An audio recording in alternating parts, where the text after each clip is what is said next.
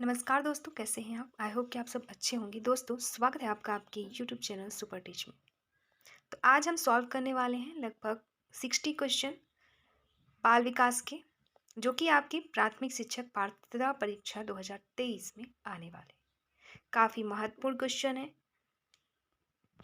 आज के इस वीडियो में वेरी इंपॉर्टेंट क्वेश्चन पर डिस्कस करेंगे। जैसे पहला क्वेश्चन है हमारा, स्थूल क्रियात्मक कौशल क्या है? ऑप्शंस दिए गए हैं: लिखना, चित्रकारी, चलना या पकड़ना। तो स्थूल क्रियात्मक कौशल जो होते हैं वो है आपका ऑप्शन सी, चलना। हमारा अगला प्रश्न है, विकास में निश्चित क्रम पाया जाता है। ऑप्शंस दिए गए हैं: सिर से पांव तक, धड़ से कमर तक, कमर से पांव तक या पांव से सिर तक। तो विकास में जो निश्चित क्रम होता है वो पाया जाता है सिर से पांव तक, ऑप्शन ए। अगला प्रश्न, विकास के निर्धारक तत्व क्या है? ऑप्शंस हैं: माता पिता का स्वास्थ्य, माता पिता का शैक्षणिक स्तर, परिवार का सामाजिक संबंध या परिपक्वता एवं सीखना। तो यहाँ पे बात हो रही है विकास के निर्धारक तत्व की। तो विकास होता है ऑप्शन डी, परिपक्वता एवं सीखना। अगला प्रश्न, दौड़ना और एवं चढ़ना निम्नलिखित में से किससे संबंधित है? ऑप्शंस हैं: पाँव का क्रियात्मक कौशल से, हाथों का क्रियात्मक कौशल से, धड़ का क्रियात्मक कौशल या शारीरिक विकास। तो यहाँ पे दौड़ना और जो चढ़ना है वो है पाँव के क्रियात्मक कौशल से, ऑप्शन ही। अगला क्वेश्चन, वृद्धि एवं विकास एक दूसरे से क्या है? ऑप्शन है अंतर संबंधित और अंतर्निर्भर, विपरीत, समान या अलग अलग। तो यहाँ पे जो वृद्धि एवं विकास होता है दोस्तों, वो एक दूसरे से अंतर संबंधित होता है, अंतर्निर्भर होता है। ऑप्शन ए सही उत्तर हो जाएगा। अगला प्रश्न है, भ्रूण किसकी सहायता से माँ के शरीर से जुड़ा रहता है? ऑप्शंस दिए गए हैं: नाभिनाल, अपरा, रक्त कोशिकाएं या रक्त धमनी। आंसर हो जाएगा आपका अपरा, ऑप्शन बी। अगला प्रश्न, मस्तिष्क का 75% विकास किस आयु में होता है? ऑप्शंस दिए गए हैं: 2 वर्ष में, 5 वर्ष में, 10 वर्ष में या 21 वर्ष में।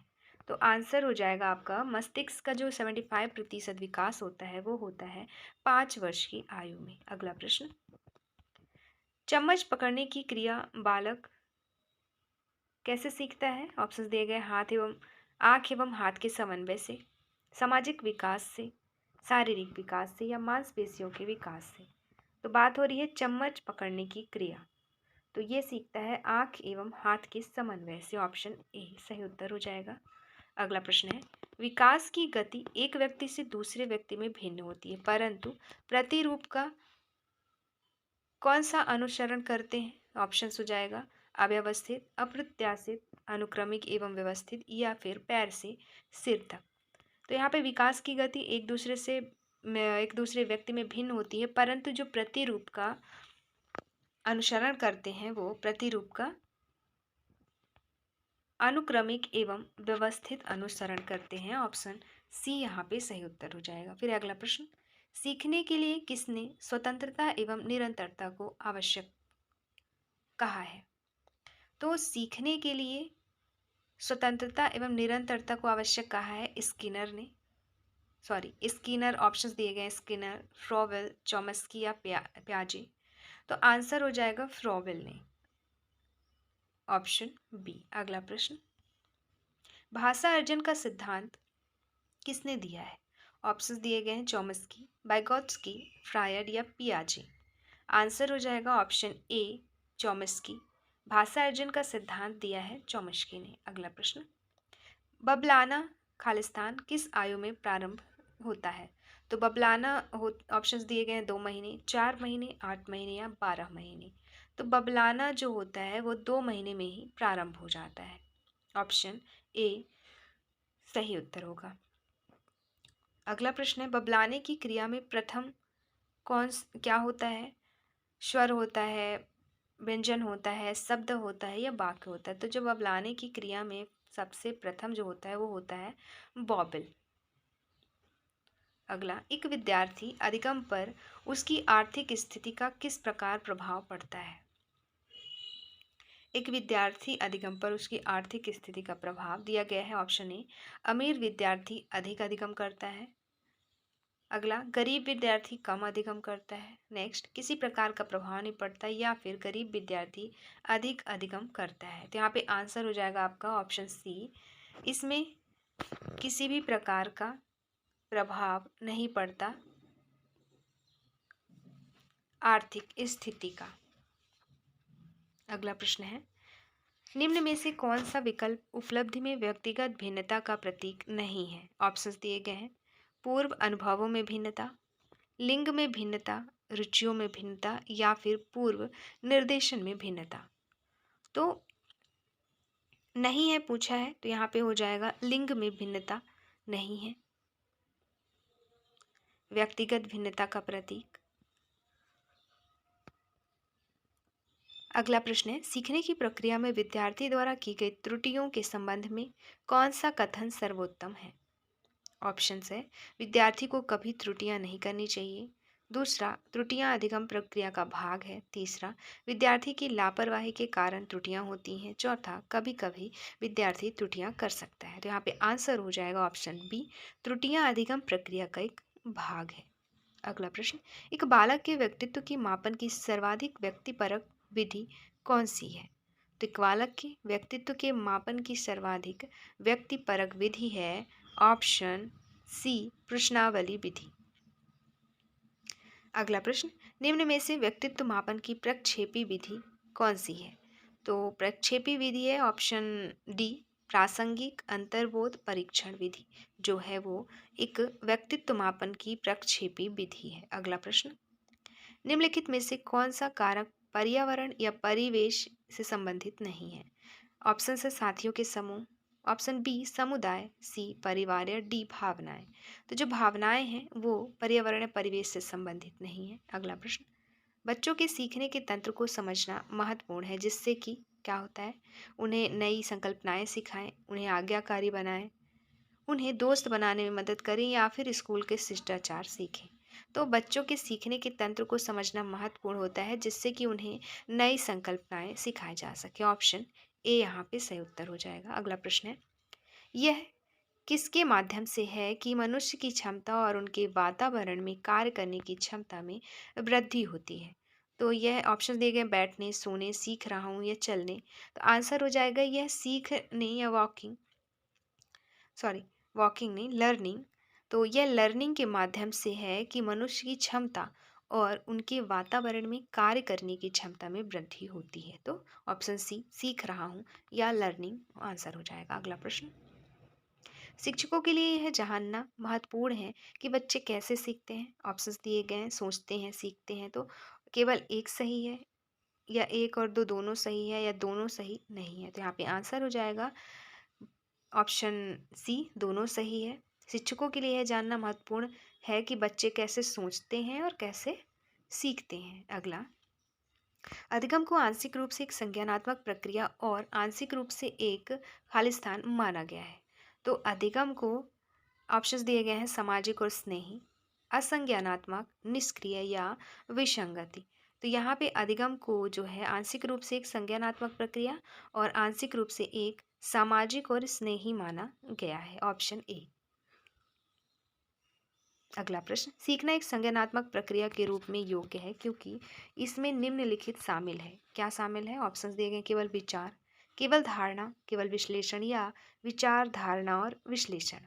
तो यहाँ पे आंसर डी हो जाएगा आपका, तीनों ही, विचार, धारणा और विश्लेषण, तीनों ही सीखना एक संज्ञानात्मक प्रक्रिया के रूप में योग्य है क्योंकि इनमें तीनों ही शामिल है। अगला है, निम्नलिखित में से कौन सा कथन सही नहीं है? ऑप्शंस दिए गए, अध्यापन और अधिगम के अलग अलग अर्थ होते हैं।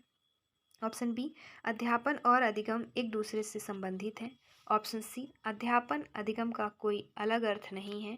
ऑप्शन डी, अध्यापन अधिगम की प्रक्रिया अध्यापन और अधिगम दोनों से भिन्न होती है। तो यहाँ पे आंसर हो जाएगा, सही नहीं है पूछा है तो ऑप्शन सी, अध्यापन अधिगम का कोई अलग अर्थ नहीं है, यही जो है रॉन्ग आंसर है। मतलब ऑप्शन सी यहाँ पे इसका करेक्ट आंसर हो जाएगा। अगला प्रश्न, अध्यापन या टीचिंग का संबंध किससे नहीं है? अध्ययन से, लिखना, अंकगणित या जिम्मेदारियों से? तो टीचिंग का संबंध जिम्मेदारियों से नहीं है। ऑप्शन डी यहाँ पे सही उत्तर हो जाएगा। अगला प्रश्न है, अधिकार और दायित्व इससे संबंधित है। ऑप्शंस दिए गए हैं, शिक्षा, दूसरा अध्यापन। तो ऑप्शन ए सही है या फिर बी या दोनों ही नहीं? तो अधिकार और दायित्व जो है इसमें ऑप्शन ए शामिल है, अर्थात शिक्षा। अधिकार और दायित्व में एजुकेशन शामिल है। अगला, अधिगम और सोचना। ऑप्शंस दिए गए हैं, आपेक्षिक या प्रासंगिक प्रक्रियाएं हैं। तो अधिगम और जो ये आपका सोचना है, ये आपेक्षिक मतलब रिलेटिव या प्रासंगिक अर्थात कॉन्टेक्चुअल दोनों ही प्रक्रियाएं इसमें है। अगला प्रश्न है, निम्नलिखित में से कौन सीखने की प्रक्रिया में सक्रिय भागीदार है? शिक्षक या शिक्षार्थी, या दोनों ही नहीं?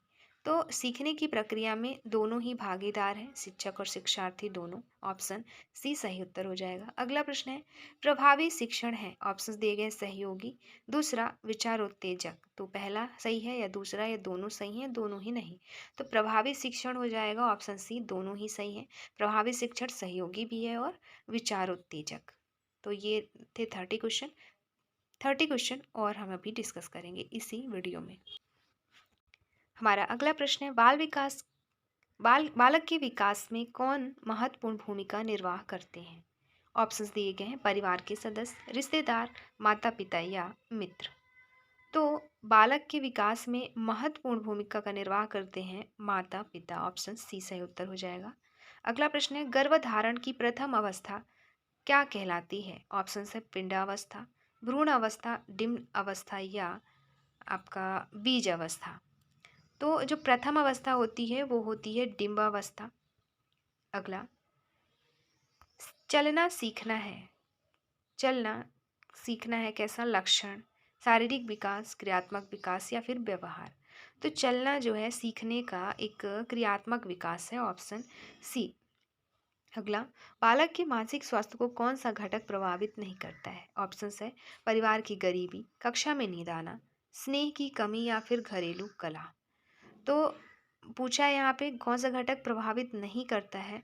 तो कक्षा में नींद आना प्रभावित नहीं करता है, बाकी परिवार की गरीबी भी मानसिक स्वास्थ्य के घटक को प्रभावित करते हैं, स्नेह की कमी भी और घरेलू कलह भी। अगला, विकास का अर्थ क्या है? ऑप्शन है, व्यवहार में परिवर्तन, कल्पना में परिवर्तन, चेंज इन इमेजिनेशन, आकार में परिवर्तन या भावना में परिवर्तन। तो यहाँ पे विकास के बारे में पूछा गया है, तो विकास जो है दोस्तों वो है व्यवहार में परिवर्तन। Option A. अगला क्वेश्चन, कौन सा मानसिक विकार नहीं है? ऑप्शन है, मिर्गी, गठिया, तंत्रिका रोग या फिर मनोविकृति। तो आंसर हो जाएगा, और दिए गए ऑप्शन में से गठिया जो है वो मानसिक विकार नहीं है, बाकी सारे ही हैं। अगला, मानसिक बीमारी में शामिल नहीं है। ऑप्शन से, अनुवांशिकता कारक, बचपन का अनुभव, मस्तिष्क में परिवर्तन या वात ज्वर। तो आंसर हो जाएगा, मानसिक बीमारी में जो शामिल नहीं है वो है वात ज्वर, ये शामिल नहीं है। अगला, एक वर्ष के स्वस्थ बच्चे का वजन होता है कितना? ऑप्शन है, जन्म के वजन का 2 गुना, जन्म के वजन का 3 गुना या 4 गुना या फिर 5 गुना। तो आंसर हो जाएगा जन्म के वजन का 3 गुना। एक वर्ष के जो स्वस्थ बच्चे होते हैं उनका वजन कितना होता है? जब वो जन्म में जितने वजन उनका जितना वजन होता है उसके 3 गुना होते हैं, वो एक वर्ष के स्वस्थ बच्चे का वजन हो जाता है। अगला, शैशवावस्था में रक्तचाप होता है। तो शैशवावस्था में रक्तचाप होता है क्या? ऑप्शन से, कम, अधिक, बहुत कम या बहुत अधिक। तो शैशवावस्था में रक्तचाप कम होता है। ऑप्शन ए सही उत्तर हो जाएगा। अगला है, कौन सा भाषा दोष है जिसमें गले की मांसपेशियों में ऐंठन हो जाता है? तो ऑप्शन से, हकलाना, तुतलाना, मुखर उच्चारण या अस्पष्ट उच्चारण। आंसर हो जाएगा हकलाना एक भाषा दोष है जिससे गले की मांसपेशियों में ऐंठन हो जाता है। अगला प्रश्न, सेल्डन के अनुसार व्यक्तित्व के प्रकार बताएं। ऑप्शन से, सामाजिक, मध्याकृति, खिलाड़ी या फिर स्थूलकाय। आंसर हो जाएगा ऑप्शन बी, मध्याकृति। व्यक्तित्व की जैविकी निर्धारक घटक है वंशानुक्रम। नेक्स्ट, भाषा विकास का सिद्धांत क्या नहीं है? ऑप्शन है अनुबंध का सिद्धांत, अनुकरण का सिद्धांत, अतिरिक्त शक्ति का सिद्धांत या फिर परिपक्वता का सिद्धांत। आंसर हो जाएगा भाषा का सिद्धांत नहीं है दिए गए ऑप्शन में से, अतिरिक्त शक्ति का सिद्धांत। अगला, बहुबुद्धि का सिद्धांत किसने दिया? ऑप्शन है गार्डनर, पियाजे, गोलमैन या जॉन मेयर। आंसर तो हो जाएगा ऑप्शन ए, गार्डनर ने दिया है बहुबुद्धि का सिद्धांत। अगला प्रश्न, शिक्षण अधिगम की सूचना प्रक्रिया किस अधिगम सिद्धांत से संबंधित है? ऑप्शन है व्यवहार, संज्ञानात्मक, भावनात्मक या सामाजिकता। तो आंसर हो जाएगा ऑप्शन बी, संज्ञानात्मक। अगला प्रश्न, एक छात्र जो शिक्षक एवं सहपाठियों से तर्क वितर्क करता रहता है वह होता है? ऑप्शन ए समस्यात्मक बालक, ऑप्शन बी औसत बालक, ऑप्शन सी प्रतिभाशाली बालक या फिर हठी बालक। तो जो शिक्षक एवं सहपाठियों से तर्क वितर्क करता है वह होता है एक प्रतिभाशाली बालक। ऑप्शन सी सही उत्तर हो जाएगा। अगला प्रश्न, मेघ चित्र परीक्षण निम्न में से किसके मापन में प्रयुक्त होते हैं या होता है? ऑप्शन है अभिरुचि, रुचि, पर्सनालिटी या फिर इंटेलिजेंस। तो यहाँ पे आंसर हो जाएगा ऑप्शन सी, व्यक्तित्व या पर्सनालिटी, जो मेघ चित्र परीक्षण में मापन के लिए प्रयुक्त होता है। अगला प्रश्न है, प्रासंगिक अंतर्बोध परीक्षण व्यक्तित्व को मापने की विधि है। कौन सी विधि है? व्यक्तित्व परक तकनीकी, वस्तुनिष्ठ तकनीकी या फिर प्रक्षेपीय तकनीकी या ऑप्शन डी प्रयोगात्मक तकनीकी। आंसर हो जाएगा ऑप्शन सी, प्रक्षेपीय तकनीकी। अगला प्रश्न, अधिगम एक कैसे क्रिया है? धार्मिक, सामाजिक, शारीरिक या राजनीतिक।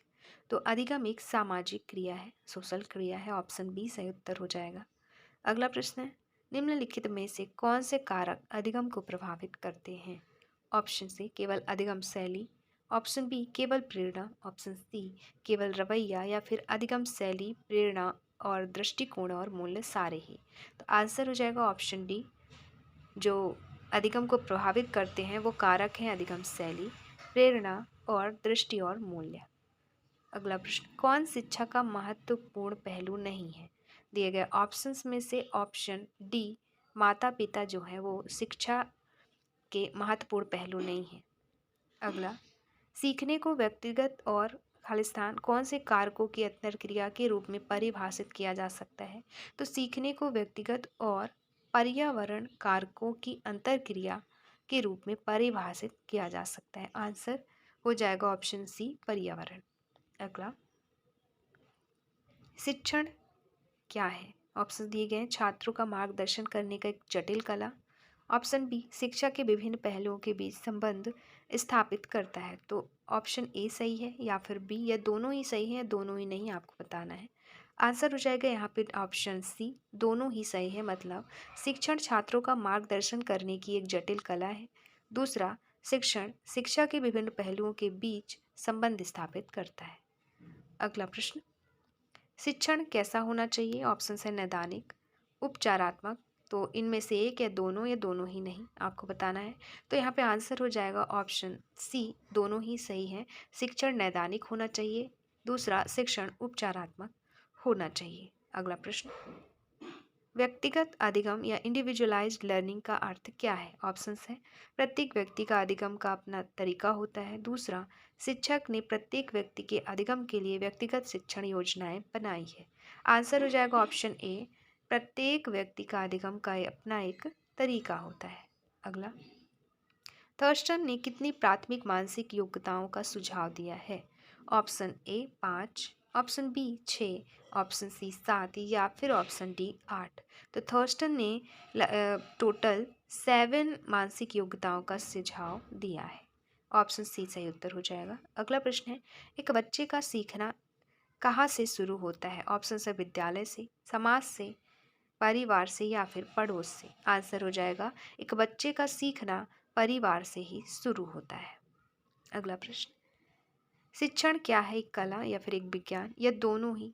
तो शिक्षण जो है वो एक कला और विज्ञान दोनों ही है। ऑप्शन सी यहाँ पे सही उत्तर हो जाएगा। अगला प्रश्न है, निम्नलिखित में से कौन सा कथन सही नहीं है? अब यहाँ पे कौन सा कथन सही नहीं है बताना है। ऑप्शन ए है, अधिगम शिक्षार्थी के पिछले अनुभवों का सारांश है। दूसरा, शिक्षण शिक्षा के विभिन्न पहलुओं के बीच संबंध स्थापित करता है। तीसरा, शिक्षण छात्रों का मार्गदर्शन करने का एक जटिल कला है। चौथा, शिक्षण शिक्षा के विभिन्न पहलुओं के बीच संबंध स्थापित करता है। पांचवा, शिक्षण दूसरा, अधिगम शिक्षार्थी के ज्ञान और अनुभव का रचनात्मक संश्लेषण है। तीसरा, अधिगम का लक्ष्य उच्च स्तर की सोच है। ऑप्शन डी, अधिगम रचनात्मक है। आंसर हो जाएगा, कौन सा कथन सही नहीं है पूछा है तो ऑप्शन ए सही उत्तर, अधिगम शिक्षार्थी के पिछले अनुभवों का सारांश है। अगला प्रश्न, अधिगम को शिक्षार्थी के व्यवहार में कौन से परिवर्तन के रूप में परिभाषित किया जाता है, जबकि शिक्षण गतिविधियों को छात्र के जीवन में किस तरह परिवर्तन उत्पन्न करने के लिए किया जाता है?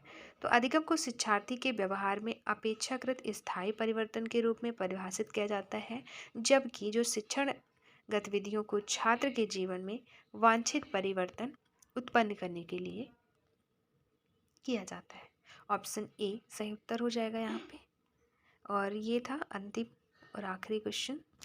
60 टोटल क्वेश्चन हमने सॉल्व किया। मिलते हैं नेक्स्ट वीडियो में, उसमें भी लगभग 60 प्रश्न हल करेंगे और बहुत ही इंपॉर्टेंट क्वेश्चन है जो कि MPSB द्वारा पूछे जाते हैं। इसी टाइप के प्रश्न पूछे जाते हैं, तो आपको ऐसे ही तैयारी करना है। इन टॉपिकों को ध्यान में रखकर जो भी क्वेश्चन आए हैं, जितने भी टॉपिक से, वो टॉपिक ढंग से पढ़ना है।